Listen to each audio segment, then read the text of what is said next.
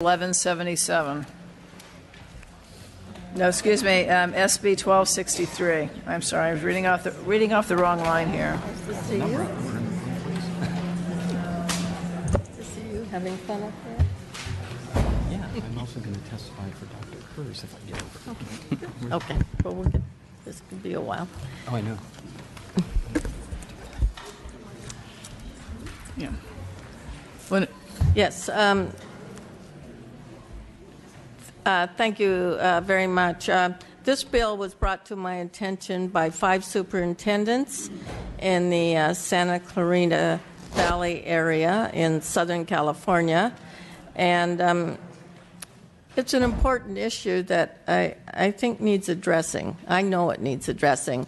Right now, and first of all, this isn't a bill that's for or against charters, but let me share with you the problem. Right now in state law, a authorizing school district can grant a charter to a school to be built in their school district. But there are narrow exceptions where they can put a school outside of their school district boundaries, right?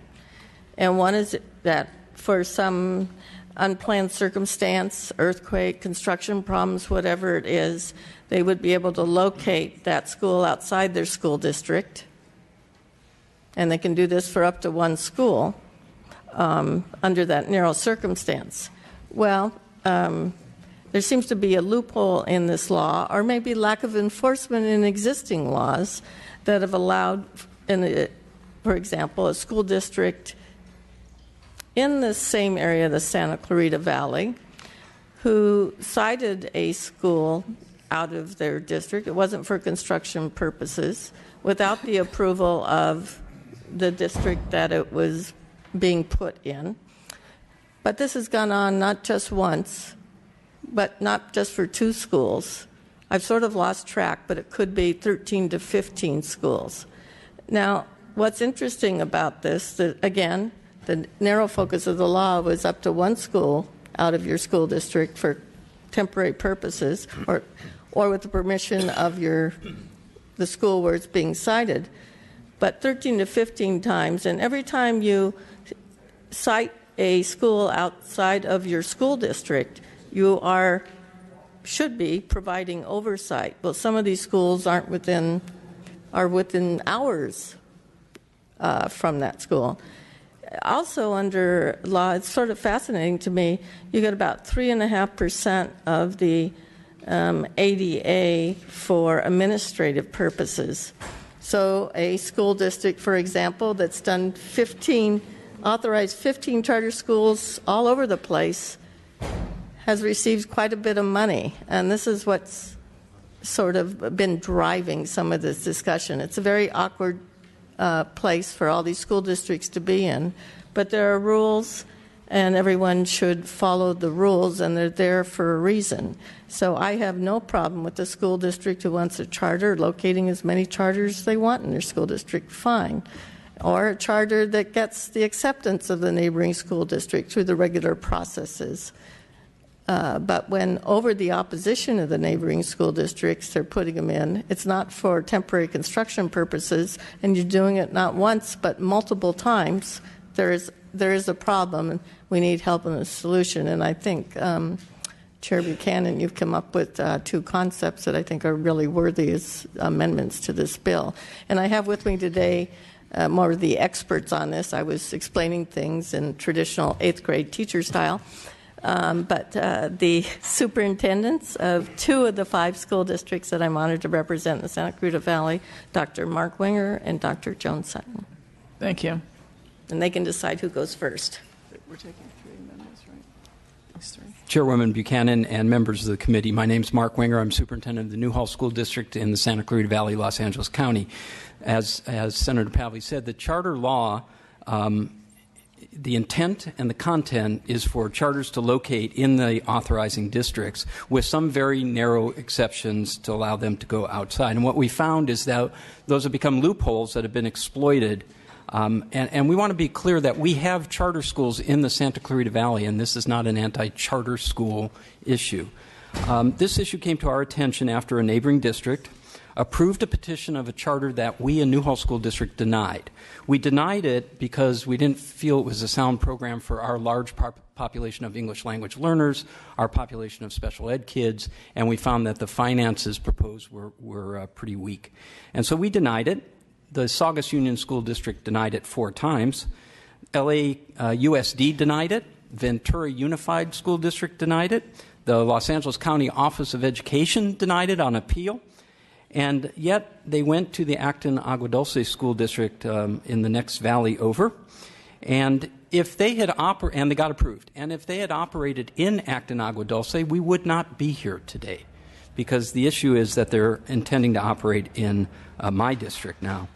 Acton Agua Dulce School District is a district in negative certification with a budget. That means they're near bankrupt.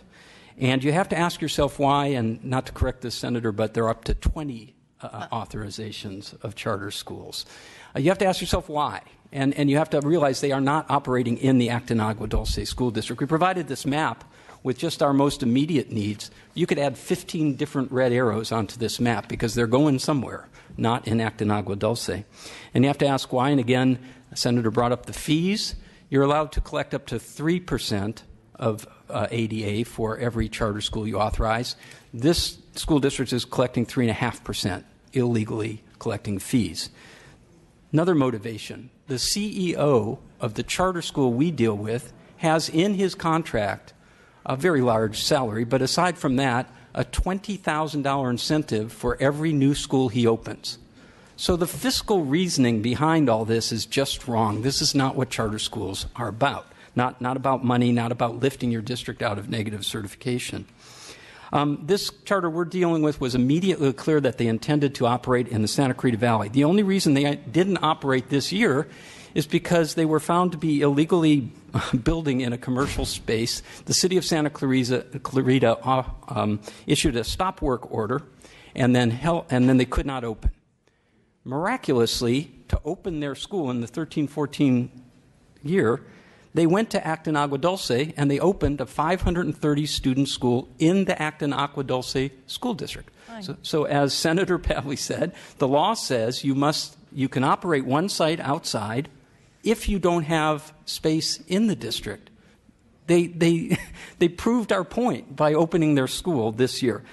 Now they've leased space for the 14-15 year. They take over the space on August 1st in my school district.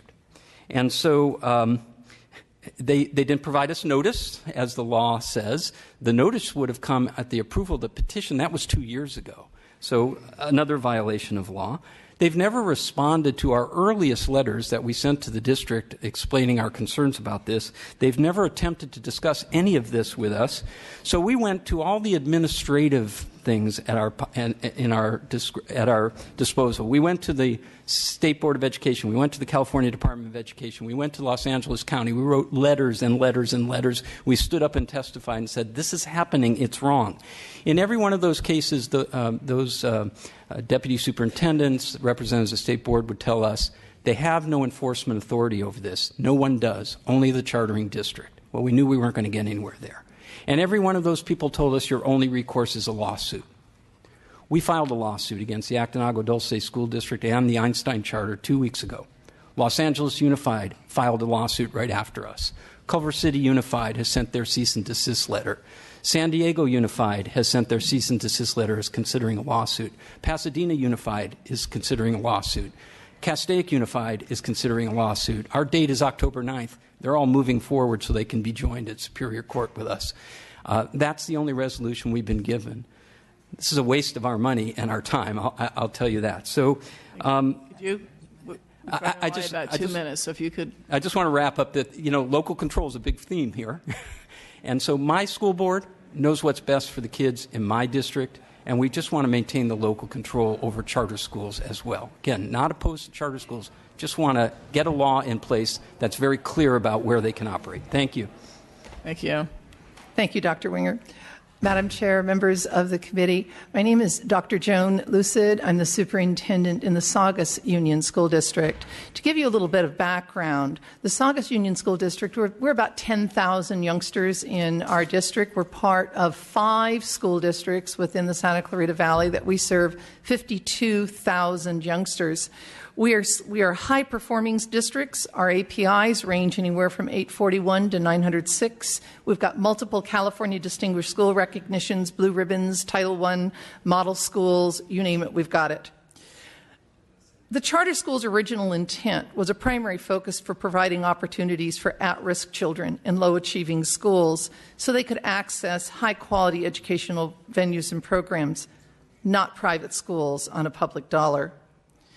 The background for Saugus is that we received 4 petitions from the Albert Einstein Group. They were denied. On 3 appeals to LA County, they were denied on the 3rd appeal because the first 2 they withdrew.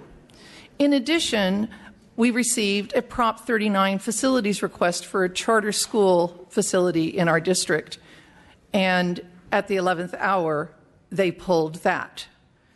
As a district, we've spent hundreds of thousands of dollars in staff time to follow the law. We reviewed the 16 elements.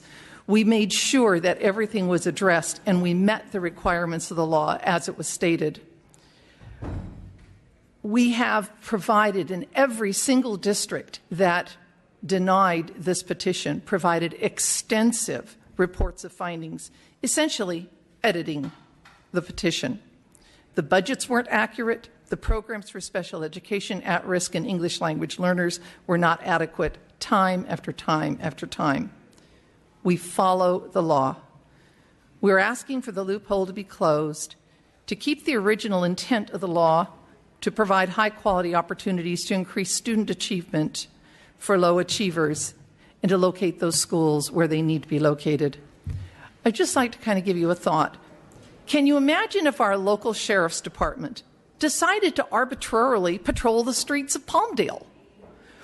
If the city of Santa Clarita simply decided to authorize building permits for Acton? Or even if the Saugus Union School District decided that we want to locate a school in Bakersfield with no conversation, no authorization, and no notification. If you take the map and you put this to mean 18 different locales, it gets to be pretty bizarre in thinking that the school districts where they're locating have absolutely no control over what is going on, nor can any one district provide the kind of oversight that the taxpayers have requested for a charter school. We know that you have a lot to consider, and we'll entertain any questions. Thank you. Are there any other witnesses in support? Could you state your name and affiliation?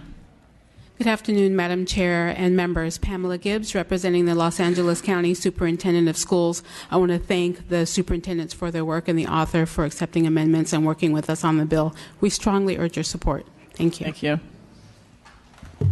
Salvia Senor with the Association of California School Administrators, also here in support. Thank you. Jeff Frost, California School Boards Association, in support. Marta Alvarez, San Diego Unified School District. I'll just note that it's not only a Santa Clara issue, we also have that same issue in San Diego Unified. We urge the support. Thank you. Thank you. Kathy Hall, California State PTA, in support. Thank you. Leangela Reed on behalf of the School Employers Association of California, in support. Thank you. Okay. Are there any witnesses in opposition? We'll take testimony for 2, and then the others can step up after. So we're going to take testimony from 2, and the others can state their name and affiliation. If you want to line up at the microphone, that would be great. Thank you. Madam Chair and members, Rand Martin on behalf of the California Charter Schools Association advocates. This is a very vexing situation.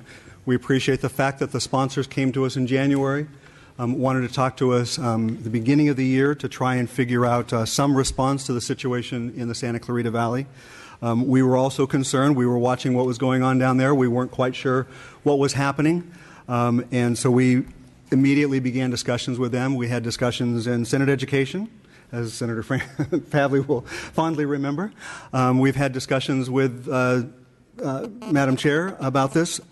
Everybody trying to find a solution to a problem, a perceived problem in the Santa Clarita Valley that doesn't impact the rest of the state. And unfortunately, we have not been able to find that solution. And I know, Madam Chair, you even said to me yesterday you wished I was going to be walking into your office with a solution. And I wish that I was. What this ultimately boils down to put not too fine a point on this, is a debate over statewide policy in response to what has turned out to be a neighborhood brawl. And I know there may be some people who object to that characterization, but we do believe that this is an isolated situation in the Santa Clarita Valley between multiple school districts that need to find a way to work through this without affecting the rest of the state. And unfortunately, what's happening is that the rest of the state is on the verge of being impacted by trying to find a solution to respond to a dispute among people in the Santa Clarita Valley. This is a law that is very rarely used. We have identified 22 school sites outside of the authorizing district in the entire state of California in the 1,130 charter schools that are authorized in the state. We're talking about fixing a law that was intended to be rarely used and is rarely used. And it's used in some very specific circumstances. Without getting into the Santa Clarita Valley issue, I do want to point out that there are a couple of good examples that even the chair has responded to in looking at grandfathering in schools that already exist. So you have John Adams Academy up here in Northern California that sought to be chartered in the Loomis School District. Loomis happens to be very tiny. They got their charter. They wanted to grow there. They found out that the demand was much, much greater than the 80 or 90 students they were anticipating, up to several hundred, and they had to site outside because if anybody here has been to Loomis, there ain't much in Loomis that's very big. So they ended up moving into Roseville. That's great, and they will be protected under the grandfathering clause that you have. But another situation, another John Adams Academy next year or 5 years from now will be prohibited from taking advantage of this law. And that's not good. That's not good public policy. It's not good because it does not recognize the unique circumstances that need to be recognized. We have the All Tribes Charter School in San Diego County that suffered a hostile environment with their authorizer that tried to revoke them midterm. They ended up going to another school district to make sure they could survive into the future, just for their existing term. They wouldn't have to shut down their school. The other school district helped and authorized them to pick up where the hostile school district gave up. And they are allowed to continue. They have a facility in the original authorizing district, even though they're now authorized by another district. That it was a horrible situation that they had to go through. That and they're protected under the grandfathering clause. But if another school has to go through this again in the future, they won't have the same protection. They would have no choice but to shut down. We keep saying we cannot piecemeal this issue together. We cannot respond to a discrete set of concerns, problems, whatever you want to call them, by changing the law statewide and affecting situations where it is working very, very well. California Charter Schools Association recognizes there are fundamental authorizer problems on all sides. Bad actor charter schools, bad actor school districts that have to be reformed. We have committed, we have told the chair this, we intend to be back next year with a comprehensive reform that will deal with all of these issues in a way that doesn't disadvantage some people and advantage others, but treats everybody the same. We urge you not to approve this bill today. Let us come up with a comprehensive solution in 2015. We will be back. We will be aggressive about it, and we will get it fixed in a fundamental way and ask for your opposition today. Thank you. Miyu, non payomquish, non wasangoish, kachikmata, ya wanichi, quimkanish, kihut yutyava, non terraspoya, notung Michelle Parada, non loviak, notak, wa akpi, teti ilo au. My name is Michelle Parada. I'm a Luiseño Indian from the Rincon Indian Reservation, and I'm Tara's mother. My name not only represents who I am, but where I come from. In Indian country, small. Understanding my language, you would be able to connect me to people throughout this state. I represent kids from Rincon, Paula, Palma, San Pasqual, La Jolla, Verona, Agua Caliente, La Posta, Santa Isabel, and Pachanga. And I thank you for this opportunity to speak with you. I'll start by saying I'm strongly opposed to SB 1263 as it's written. Although I'm aware of the proposed amendments and I appreciate all the conversations we've had that would grandfather and protect our school, it's imperative that legislation that allows for a school facility outside the authorizing district is protected. In general, this law has been working well and gives charter schools critical flexibility many need in face of lack of available facilities and sometimes unfriendly local authorizing conditions. When we sought authorization for our charter school, the local superintendent refused to even read the one-page abstract, much less our petition. And this was a man I had gone to school with and was one of my principals when I was in that school district. I was proposing to reduce the dropout rate of Native American students, therefore increasing the graduation rate and access to college for Native American students, who, by the way, have the highest dropout rate per capita in the United States. While this was the same district that had told me to go to college and come back and make a difference for my people, I quickly understood that meant just don't do anything that would threaten the monopoly on public education we have in our district. It was that day that I realized once you walk through those district doors, education is more about dollar signs and less about student learning. We were in direct competition for what they considered their property because our kids were within their district boundaries. And the attitude was, how dare you? With passion and hard work, we opened our school in 2001, intending to serve kids grades 6 through 12. We now serve kids TK through 12th grade. We have been very successful. Our attendance rate is over 97%. Our graduation rate is 98%. Our focus is our kids and their learning. Our motto is, if they don't learn the way we teach, we must teach the way they learn. This has not been easy in that our focus has not always been able to be 100% about student learning. We've had to fight and spend precious resources on accusatory claims by our original authorizing district, to the point that we gave them back their charter and sought to authorize with a district that had goals more specific to ours. Our authorizing district has a large population of Indian kids and has spent the time to understand and learn about their culture. Our school also works hard educating our parents, many of which are just one generation away from Indian boarding schools, which I hope you all realize still exist in California. We are teaching them how to be strong advocates for their children. One of the most depressing statements to come from a parent was, Michelle, we can't start schools. The state starts schools, and we have to send our kids to them. Finally convinced they have a voice, it would be devastating to tell parents from other tribes that their only recourse was to go ask permission of the school where they had a bad education experience themselves. Parents can have a voice, and this can actually happen and does with charter school legislation as it is written now. Although our state is large and there are 109 federally recognized tribes and another 78 seeking recognition, Indian country is small. Tribes have asked us how we are doing successfully and what are our best practices. The charter movement has been the answer. The ability to locate outside an authorizing district gives charter schools a fair shake. When you're not competing for the same children, a district can be objective. Once again, I urge a no vote on SB 1263. Thank you. Other witnesses, if you could state your name and affiliation, I'd appreciate it. Thank you. Chairwoman, my name is Norman Gonzalez. I'm a founding board member for the John Adams Academy, a K-12 charter school in Loomis District, located in neighboring Roseville District, serving approximately 900 students this coming year. And we stand opposed to this bill, not because of the protections or threats that it affords to us at this current time, but because of the impact that it has on the overall ability for any new charter school to start to access quality facilities for their program. Thank you. Thank you. Name and affiliation. Good afternoon. I'm Dr. Jeffrey Shapiro, and I oppose SB 1263. Thank you. We're not taking statements from others. We're just taking name and affiliation. Oh, that's it? Yeah.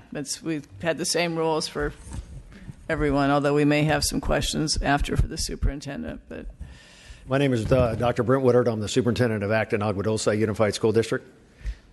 And obviously I've been represented here. Is that okay if I answer any of those allegations? What I'd like to do is maybe those who already testified in opposition, if they could stand up and you could sit down when we're finished with others who are opposed. Then if there are any members have any questions of you, then you can answer those questions. How would that be if you'd like to take a seat?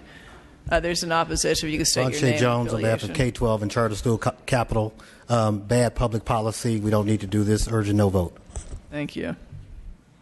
Eric Premack, Charter Schools Development Center. We have several hundred members, a small number of whom use this exception to the law. It's very important to them. We oppose the bill. Thank you. Thank you. Sarah Lillis with Ed Voice. We've been watching the bill and have some concerns. We understand there are amendments and hope that it will be significantly narrowed. Thank you.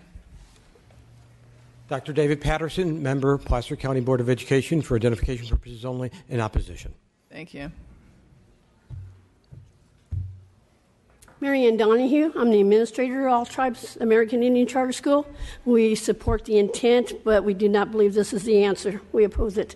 Thank you. Any others in support or opposition, or as we call tweeners? Are there any questions or comments from members? Senator Olson. Sure. If you could go ahead and respond to what was stated by the support side, I'd be curious. Thank you very much. I appreciate the opportunity. Until yesterday, we really didn't have an opportunity to get involved with the creation of this bill. We did have opportunity to talk with your staff 2 days ago, and I greatly appreciate that opportunity to do so. We feel like we could have averted many of the issues that are currently on the table if, in fact, we would have been able to have some sort of opportunity to discuss it from early on, back in February. Until after passage, we really didn't have any knowledge of some of the things that have been alleged by my esteemed colleagues, which, to be quite honest, are entirely inaccurate. One of them is the truth of it is we are in a fiscal crisis, as many schools, if you will, around the state of California are. However, we're in the process of that remedy, and we're to the point where we are going to be positive certified in a very short amount of time, exclusive of any kind of revenue or indirect costs associated with the charter schools. I want to make sure that we also, dispel this myth that we're a rogue district. We're not. The issue that we're dealing with today is we've found a methodology, if you will, to create PLCs, or professional learning communities, within our community. Our community is very small, but yet at the same time it encompasses approximately 250 square miles that we have to serve. Our community was demanding that they had a charter school opportunity and option. The community of Agua Dulce, in essence, demanded that we take a look at this authorization of a charter school. 98% of those parents are attending that school. It is true that we did house those students last year, and we had dilapidated buildings that, in fact, we had to bring up to code. We had to take a look at, obviously, cleanliness, etc. But they did it on their own dime, and they were able to kind of put together some assemblage of what would be a fantastic school, although we split them all across the district. We had kids all over the district in order to do that. We don't believe that's an effective model, and in fact, we think, and again, with our PLC, we've been talking about how many charter schools have we authorized. We have authorized one seat-based program outside of our district. All the other authorizations are independent study, and they're, again, part of our PLC that we have continual staff development with each of those schools, and we have a very rigorous screening process. The ideology has been, well, it's come one, come all. You get approved if you go to Acton Agua Dulce. That's just inaccurate. The accuracy is we have a very rigorous screening process, and only about half of those that apply actually even see a hearing before the board. This board has taken on the idea around this unique collaboration that we've developed in our professional learning communities. Again, I want to stress that Are you point. running the professional learning communities in the charter schools? I'm sorry? Are you running the charter schools and the professional learning communities, or are the charter schools running them? No, we're running the professional learning communities, and that's, So again... you run the professional learning communities in Albert Einstein and the 7 charter schools that are in your district. You don't, they're in other words, their executive directors or principals of those schools do not run those. Your district runs them. Is that what you're saying? What I'm saying is that they have an opportunity to be involved. I just want to know, is it a yes or no? The answer is yes, we run it with an option for them to participate. They don't have to participate, but most of them do. And they've taken on that I'll task. ask my other questions later, but I just Okay. wanted to be sure that you're accurately portraying, what you're doing versus fact versus maybe other. Go ahead. So, if you will, again, we do have a professional learning community that we have staff development. We've developed an extensive set of staff development for each of our schools every year. And again, this is a brand new idea. I understand the opposition of superintendents across the state. I've been in public education for 25 years myself. I've never been an employee of a charter school. No, do I have one? Do I have any conflict of interest other than I continually hear from my esteemed colleagues that they're more concerned about the sovereignty of their district and the borders as opposed to the sovereignty of the choices of parents and students in our community. So maybe, Ms. Rolston, are you getting your questions answered? Yeah, maybe you could just address kind of the ADA issue that arose. The ADA, as far as from our school district, if you will, in our community of Agua Dulce, again, 98% of those students are currently attending Albert Einstein Academy, which is within our district. We have authorized a charter school within our own district. So it isn't, well, not in my district kind of scenario. That's what I've heard as well. Okay, so we do have charter schools, and we have multiple charter schools within our district of our kids, and our kids are attending currently. All right. Do you have any other questions, this member? Does anyone else have any questions? I have a few. There are other, I'm looking at the map and I'm trying to understand this map, knowing a little bit about Los Angeles. So there are 4 Albert Einstein Academies, or are there more? To my knowledge, there are not 4. They have a petition that's inactive, and they have some other schools, but they have basically 2 in our district, and then 1 is proposed in Santa Clarita for a total of 3, to my knowledge. May I answer this? I'm the CEO of the Albert Einstein Academy. We have 2 active charters approved by the Acton Agua Dulce School District. Both of those schools have in-district facilities, and both of them have in-district student population at our schools. And they're physically located in the district? Yes. What we're talking about now is an overflow campus, because the demand for our schools are so significant that we can't house all of the students in the limited facilities in this very rural section of the Santa Clarita Valley. So there are children from other districts in this charter. Is that what you're saying? If you're that small, you're saying that you've gotten a lot of your own kids and there's so many of your own children that you're overflowing into other places? Are you saying that you have some kids in your district, but you're so small, you went and recruited, got some other kids, and so you overflowed into something else? Basically, it's not necessarily all of your students, but it's students from another district that are in that charter. Is that what you're saying? Our schools are in such demand, 1,600 students on the waiting list for our schools in Santa Clarita.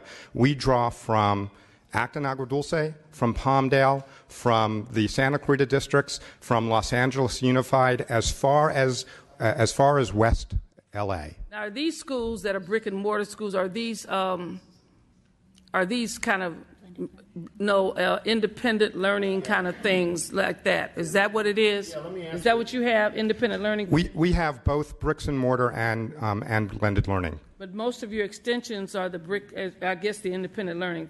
Right now we're talking about 1 facility that would be outside of the district, which will house both seat-based and independent study. I know in San Diego, and I think someone was from San Diego who came up here. I think we've said that this problem is confined to this area, but it really isn't. I know in San Diego we've had several issues with charters that have been rejected by San Diego Unified School District and gone to neighboring districts and gotten charters and then located in San Diego, which made San Diego very upset. And the oversight was, and parents would sometimes get confused as to who was in charge of the school because it was physically located in San Diego, but San Diego did not want to chart it because it didn't, in San Diego's mind, it didn't meet their standards. And so they decided to go somewhere else and got the charter, but they continued to locate in San Diego. The kids from San Diego went to the charter, which took ADA out of San Diego. Then when the parents weren't happy, they'd come back to San Diego and the parents' schools would lose the ADA. So it's a really complicated matter. I mean, it's more than just this one place. And I mean, I used to have, I've seen the complaints come forward as I've worked with school districts over the last 10 years or more, particularly around charters that, charters, generally most of the charters I know are great charters. They're places where the people get the charter in the district and they work well in that district and they're accountable to that district, and when things go wrong, the parents kind of know what board to go to and those kinds of things. And then we end up with other configurations and and had parents, thinking they're in one district because they signed up for that charter, discovering that that district is saying, we didn't charter that school, we don't have responsibility for that. If you got issues, you need to go way over there to somewhere else. And then there doesn't appear to be a connection. So I think it is a growing concern. I mean, it may seem like it's small, but it is a growing concern. Some districts don't. It doesn't rise to the level that they'll come to the school board and get something done. But the concern is there, and it's great among those board members. So I'd like to. I think Albert Einstein is operating. Yes, I'd like to. Well, there's an Albert Einstein in San Diego, but it is a brick and mortar school that. And it's not us.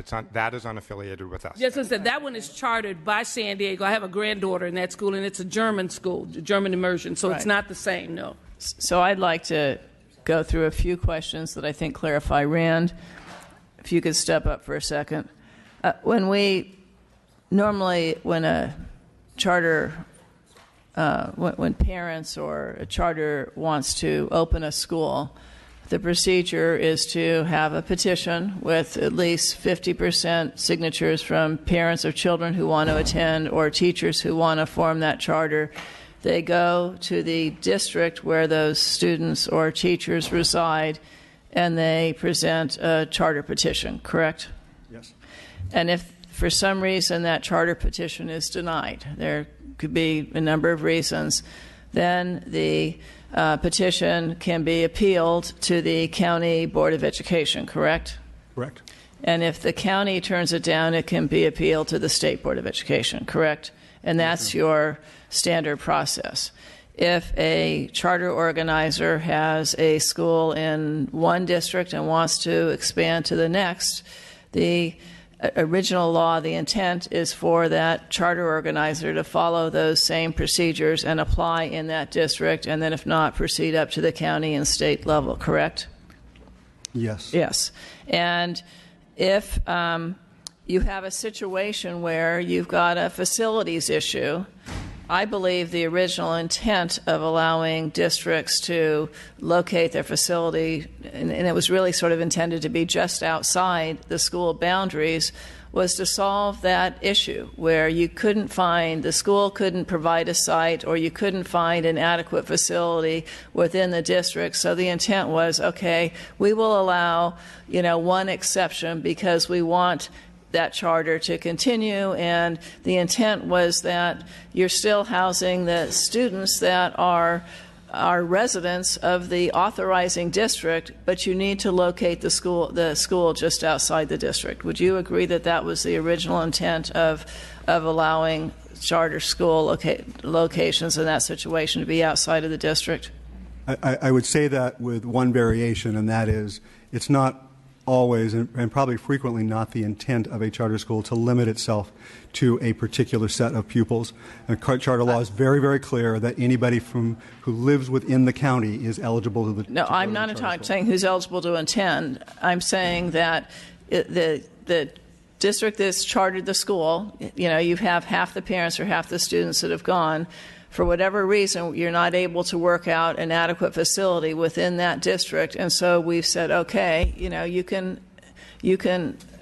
have a school in another district. We've never limited the fact that charters can draw attendance from outside of that, but in essence, this is an idea where parents within a district go, and the exception in terms of location was really designed for the situations where you couldn't find an adequate facility within the district. I mean, I'm just saying, is that basically?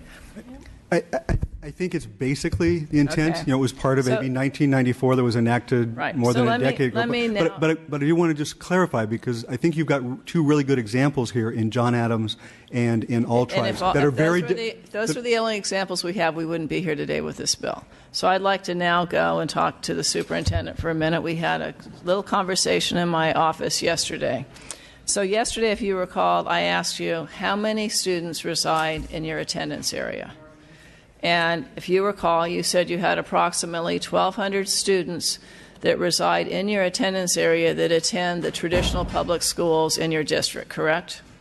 There's a total of 1,200 students that currently reside and currently attend my school. They reside and they attend traditional public schools. Correct. The number, if I recall correctly, that you also said you have is about 150 students that reside within your attendance area that attend private schools, correct? That's an approximation, correct. I'm not going to hold whether it's 149, 151, or 200. Okay. And I also asked you about how many of the students that reside in your district attend charter schools in your district, and you said you thought that number was about 300 to 350, but was probably growing. Is that correct? That is correct. So if I take 350 and 150, that's 500, and I add that to 1,200, that means there are a total of 1,700 students in your district, correct? Actually, no. There's about another 400 or 500 that actually attend the Hart School District because of the advertisement. All right, the transfers. Okay, so let's go from there and say we have the 500 plus the 1,200 plus another 400 or 500. So now we're up to 2,200 resident students in your district. If I go to your website, you have approved 7 charter schools in your district, 2 Albert Einstein, the Assurance Learning Academy, the Renaissance Arts K-12 Scale, and 2 Academies of Arts and Science schools, 7 schools, correct? That's correct today. In addition, if I read an article from the paper, that's correct. You've also approved the Method Schools K-8. These haven't opened yet. They're not in your district. Method Schools K-9-12. Renaissance Collegiate Academy, Renaissance College High School, iLead Innovation Studio, SciTech Charter School, and Oxford Prep. So you have a school of 2,200, a district that has 2,200 resident schools, and you have approved 7 charter schools within your district, and you've approved, I know you get to 20, but you've approved 7 other schools. So for an attendance area of 2,200, you have approved 14 charter schools. Are you telling me that 50% of those students or 50% of those teachers are coming from your attendance area?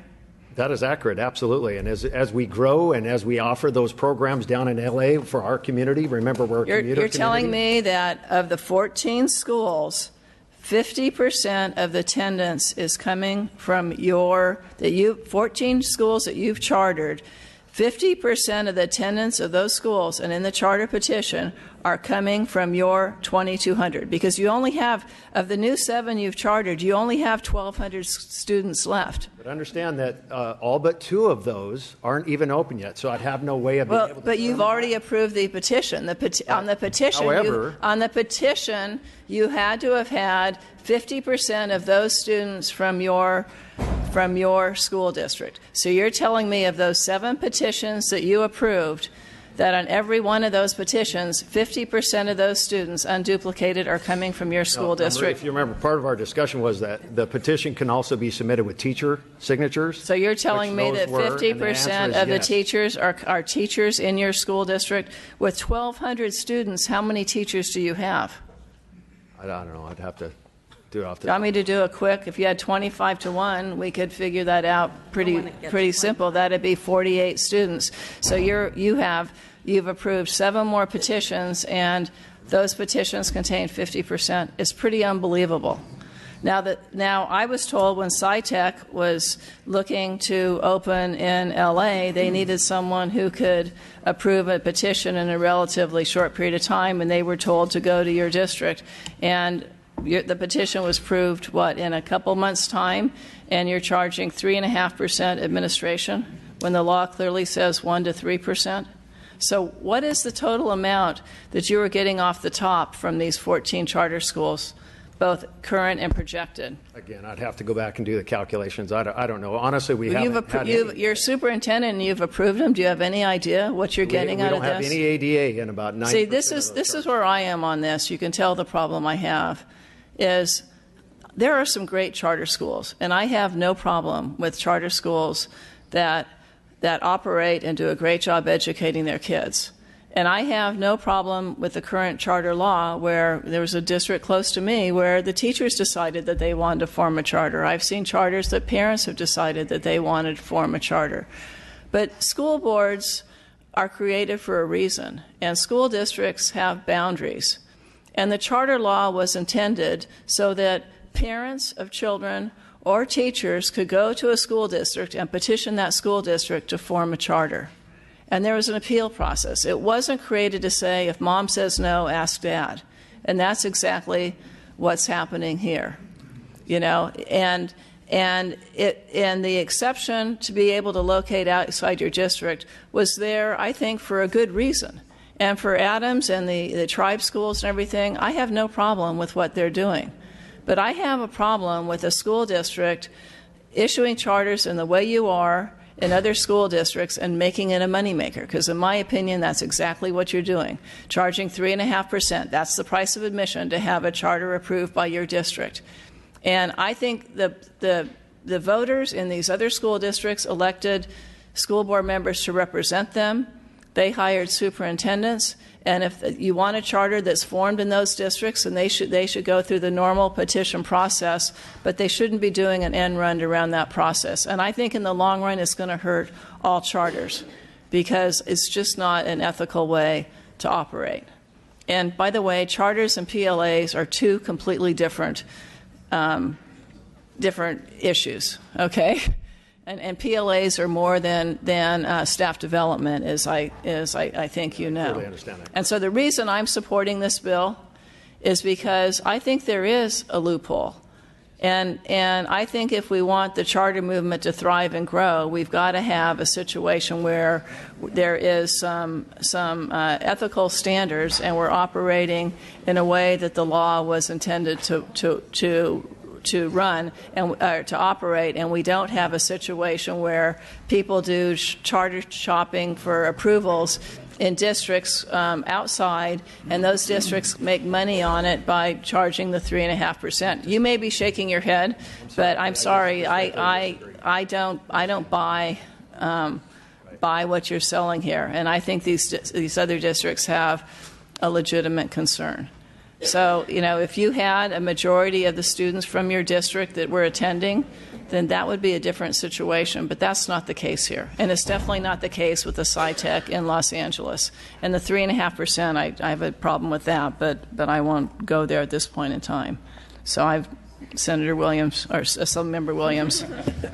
Thank you for promoting me already. That's right. No, I think your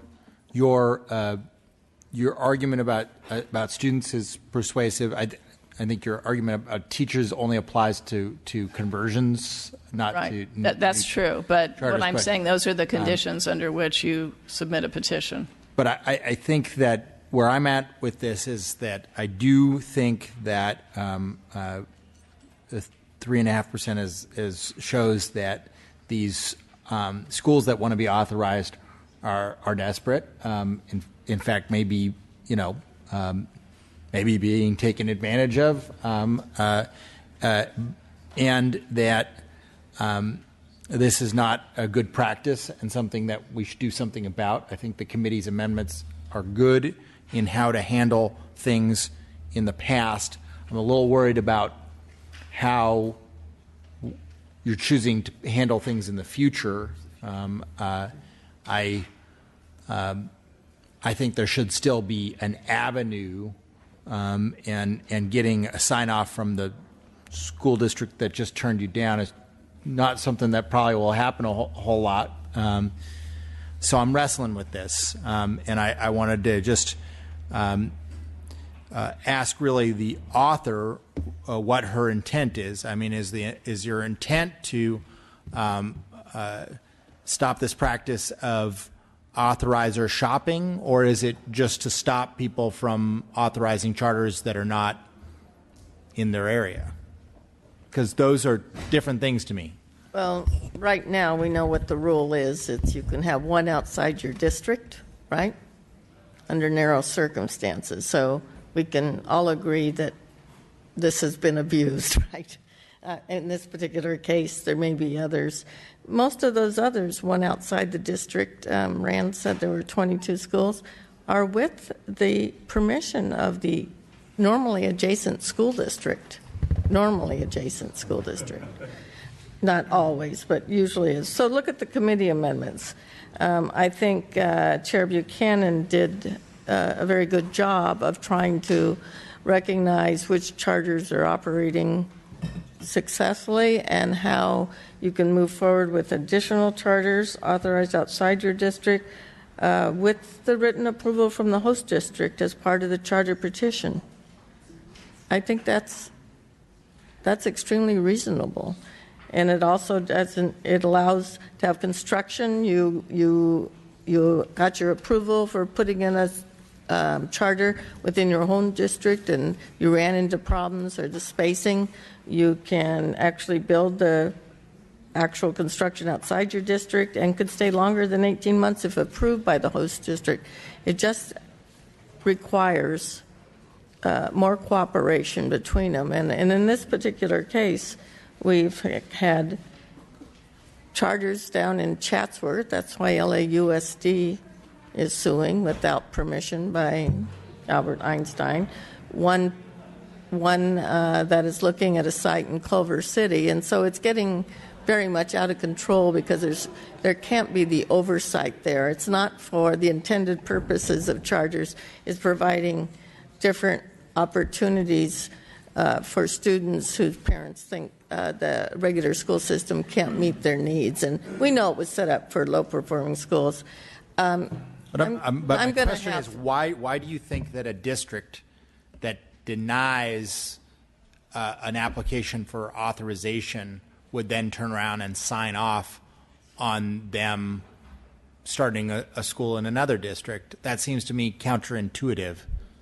Well, usually permissions, authorizations go up to the county, and a lot of these have been denied by them as well. County boards. I mean, all the way.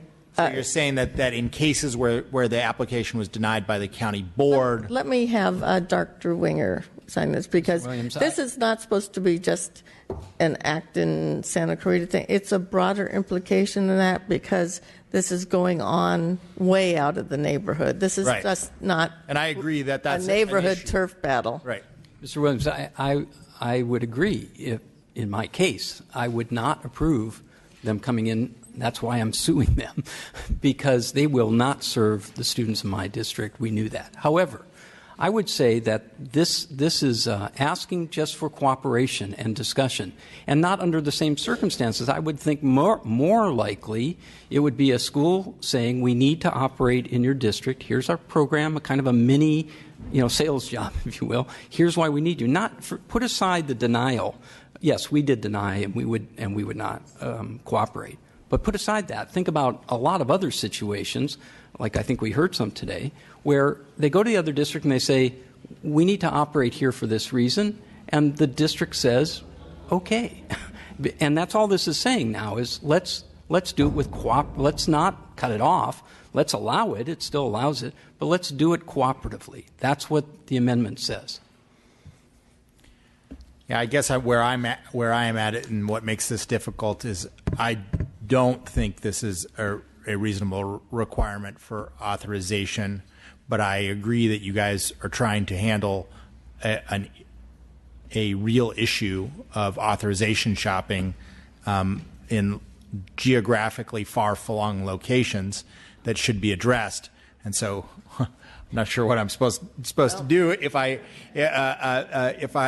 view one half of your bill as laudable and wonderful, and the other half as being an unreasonable restriction. Senator Gonzalez. I just want to ensure that I understand the third amendment. I'm very concerned in particular about the tribal school and such schools to continue operation. Yes. They will be able to continue all during reauthorization periods as well without some sort of permission from the host district? That's the way I read it. Is that correct? Yes. So they will not need to get some sort of new permission at all in the future. Okay. Right. With that, then I agree with some of what Assemblyman Williams said, and there are some concerns about this bill, but sometimes, when we have a problem that's big enough, quite frankly, this is a big problem. We find a solution that might not be perfect, but I hope that you'll continue to work with the charter school folks as it moves forward. If there's anything else that can be done that isn't prohibitive, but stops bad actors, quite frankly. That's sort of exactly what we're trying to accomplish, and we do know we are open to some additional work that needs to be done on this. And I want to thank the chair for her time and attention to this matter. Also, Mr. Martin had suggested that next year there may be a comprehensive reform thing.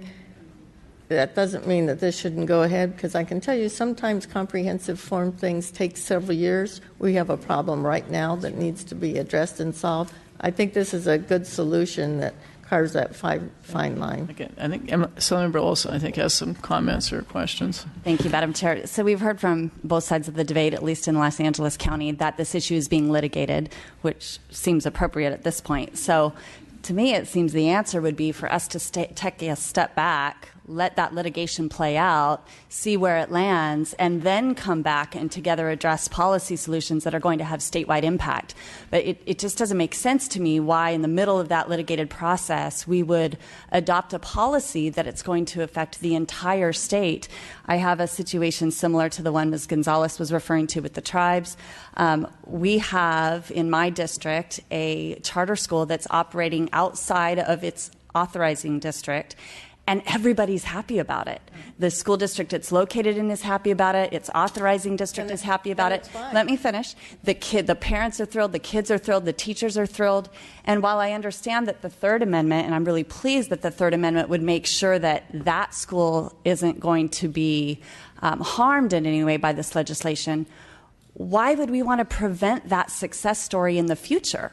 I just cannot understand why we would take a problem in this situation that's being litigated and then apply it statewide and prevent a school like this from being able to open in the future and serve those kids. When we can just wait until the end of litigation and then address this at this time in a way where we have a lot more information on the table. Well, Amendment 2 does say a charter school outside the district with permission of the host district, absolutely fine. There's no stopping. But with permission of the district that denied it in the first place, which, as Assemblymember Williams said, makes no sense at all. Sorry.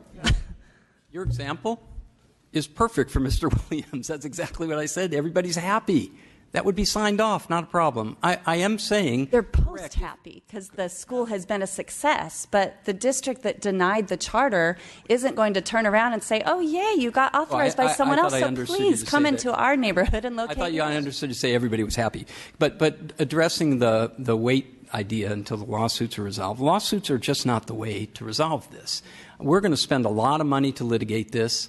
There will be other districts who will have to sue until there's some solution, and so I would urge you to do the solution so that other districts don't have to do what my district's doing. We shouldn't have to spend dollars that go to kids so that we can litigate this when you have the opportunity to correct it. I couldn't agree with you more on that statement. In fact, I've said that statement many, many times as it relates to education. But the issue is you are litigating it, and at the end of the litigation, we're going to have case law that shows how this played out, and therefore we'll have much more powerful information at our disposal where we could write a better written law to make statewide policy and avoid those lawsuits in the future. I would expect an appeal, and we're years out from... Superintendent, could you clarify for me, because my understanding is the subject of the litigation is not the subject of this bill, that the subject of the litigation deals with procedural issues and the charter, not whether or not a district can go out and authorize 20 charters and allow people to do that kind of shopping. So am I incorrect there, or are we talking really about apples and oranges here? Thank you. We are talking about procedural issues that were clear violations of law. Right. So we're talking. And can you give an example of a couple of the procedural issues? The notice. The notice. Right. So we're not. We were supposed to receive notice prior to petition approval. That would have been 2 years ago. So your case has nothing to do with whether or not. No, it does. It does. Well, then can you explain what the issue there is in terms of one charter authorizing 20 charter schools? Yes. And it's the idea of school district jurisdictional sovereignty. It's a very big constitutional idea. It's already been found to be a legal theory, and I'm not an attorney, so please excuse me, but this is my understanding of it. At the appellate court level, in the case of CSBA versus SBE, this whole concept of school district jurisdictional sovereignty was established. And so the lawsuit is going to go way beyond these violations. They're irrefutable violations. It's going to go beyond that. It is going to solve this big question. But the big question is going to take a very long time to solve. And in the meantime, you will have other incidents like this, and you will have other school districts spending this money, and you should just approve this law so that we can avoid that in the short term. And short term, I mean it could be a couple of years before all that is resolved. I was just going to simply say, and I agree with that, if we feel seriously that there is an issue that we need to address, anyone who's dealt a little bit with litigation know oftentimes you can't predict the results. And sometimes the litigation comes down in such a narrow manner that it doesn't apply to anything that you want to talk about. I mean, we've seen that over and over with various affirmative action pieces of legislation, that when the legislation comes down, we're still trying to figure out what it is because it's so narrow and it applies to only certain circumstances at different universities in such a way that it's not applicable anywhere else. So if you feel strongly that this is a problem that we need to address it because you can't wait for litigation because oftentimes it really does not address the issue, and too often judges are hesitant, or maybe it's rightfully so, to develop policy. They'll rule on a particular issue in a very narrow way, but they do not want to set broad policy about what happens for everybody unless the situation is of such that they have to respond in that way. But too often we waited for litigation, at least I've seen it, in the area of affirmative action at universities, and a decision comes down at a particular university that's so narrow that it has no applicability to the place where you are and the kinds of challenges you have, because it really is a narrow discussion, and that judge does not want to venture off and make broad and sweeping kind of recommendations. So, and as they pointed out, it could take years, like everything else. Well, we could probably talk about this for the next hour or more. But unless anyone has any more questions, Senator, would you like to close? I think this is a marvelous, relatively short-term solution that's urgently needed. I ask for your aye vote, and thank you very much, Chair Buchanan, for accommodating this long hearing, paying attention to the issue, and I think the 3 amendments that I've accepted are right on point. Ask for your aye vote. Thank you. Do we have a motion? Move approval. Second. We have a motion and a second. The motion is to pass as amended. Could we please take roll? Buchanan? Aye. Buchanan, aye. Olson? No. Olson, no. Chavez? Gonzalez? Aye. Gonzalez, aye. Nazarian? Weber? Aye. Weber, aye. Williams? Aye. Williams, aye. Your bill's out for Thank you one, very and much. we will hold the Thank roll you. open. Thank you.